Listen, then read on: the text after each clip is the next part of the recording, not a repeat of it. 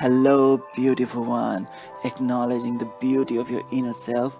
I, your friend, I'm in love. Welcome you to this channel so that together we can proclaim the awakening of this spirit. And when a spirit awakens, our life awakens and attains the fulfillment.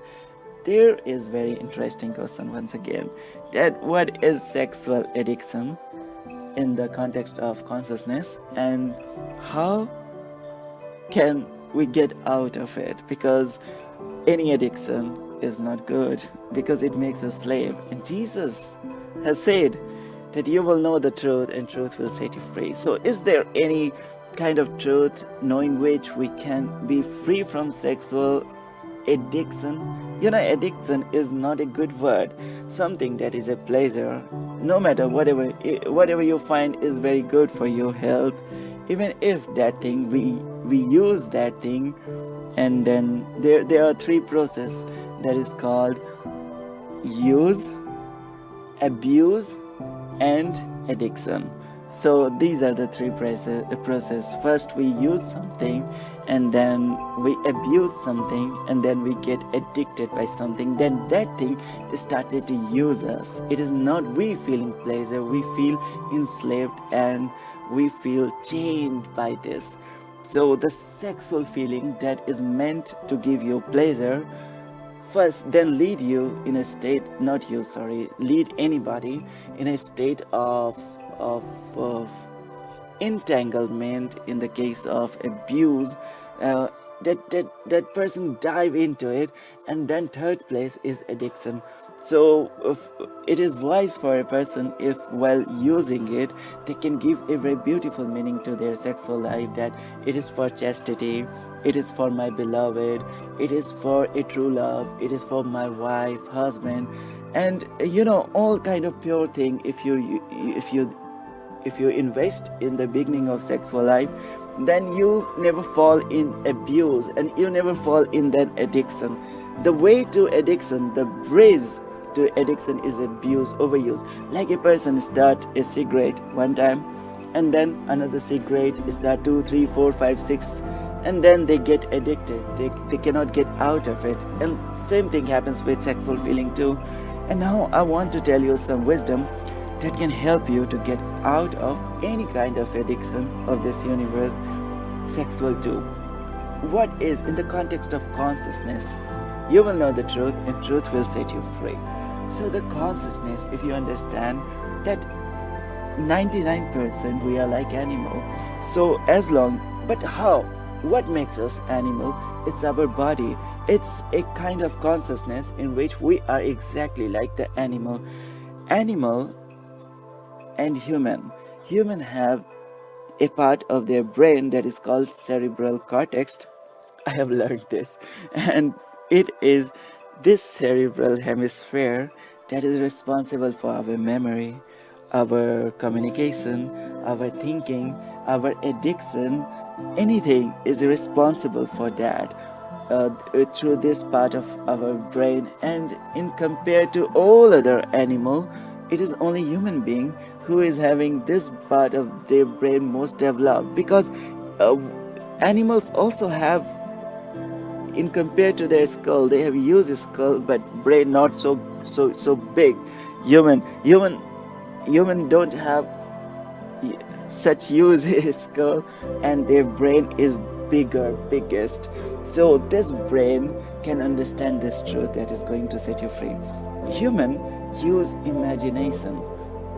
Human are thinker. Human can be a poet. Human can be a singer. Human can give meaning to what I'm saying, can understand it in a way that no other animal can understand.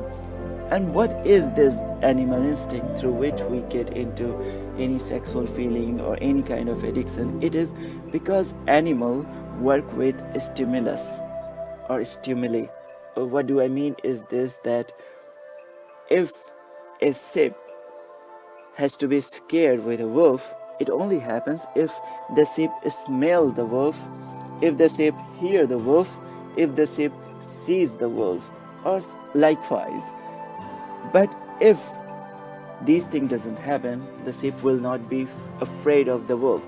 But as far as human is concerned, even if there is no dinosaur on the earth, yet if you tell the story of dinosaur to the human will be scared. But if you go and sit down near a ship and tell all the story of the dinosaur, human or this ship is never gonna be scared, because they live in the present moment. And this is what happens with human being when we follow this smell, hear and see thing to judge the world. Then we get entangled, we feel this animal instinct in us. But when you go, the key of the freedom is through this part of your brain that is called cerebral cortex, that makes us be scared of the dinosaur even if there is no dinosaur. And this is the thing that gets entangled into any kind of addiction. But there is a good news about this part, is this, that if you want to get out of something following your body, then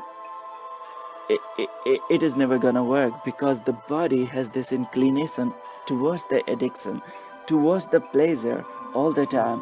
But it is this part of human mind, this is called imagination, through which we can rise, we can lift up our eyes beyond the situation and set free, go free. All the chain can be broken with this part. Your physical body is not so useful for you, but your imaginative mind has great power. So this prayer works, meditation work, living a good valuable life work, because animals are also feeling emotion, but human can give meaning to emotion. Like there are different kind of women in a family. Mother is there, daughter is there, sister is there, wife is there, but or a girlfriend is there. So we all feel a different way for different people. Animals don't feel this way. If they feel the same for everybody, because they are not using their cerebral cortex, they are just using their stimulus, and they just go for anything without understanding their relationship. It is only human being who can understand the relationship. So it is this part of your brain that can help you. This is your savior that can help you to get out of it. And through this part of brain, you can connect to the savior also, and you will know the truth, and truth will set you free. So Jesus was asking that, why are you sleeping? Wake up and pray. Prayer is, as we feel scared of the dinosaur that is not here, prayer is something that also uses our cerebral cortex, not our body, our flesh. You can see that this part, this power that is present in human being, this is the consciousness, that is our divine power, by which we can connect to the divinity, to the God, or your own nature of the divinity, that you become reborn into. Jesus said to Nicodemus that unless you're reborn into spirit, you cannot enter into the kingdom. So this is how we become reborn into spirit. By the practice, you will get two kind of thoughts all the time. One thought, one consciousness will be animal consciousness, that will tell you of the smell, of hearing, or of the vision. But there is another consciousness that will be always to you.